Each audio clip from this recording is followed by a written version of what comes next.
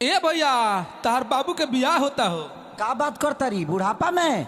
अरे तार हो बाबू ना होई बाबू। का बाबू बाबू बाबू ए बाबू आओ ना।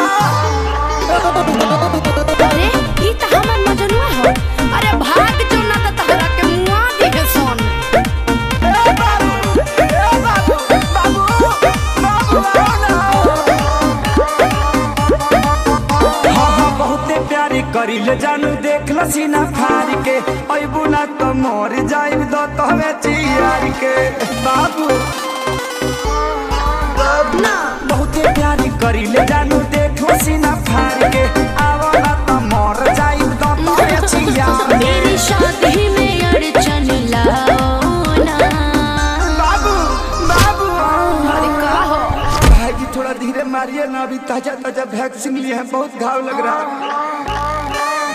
कुकुर ले खडाट के भगाओ ना जाओ ना। ए बाबू बहरी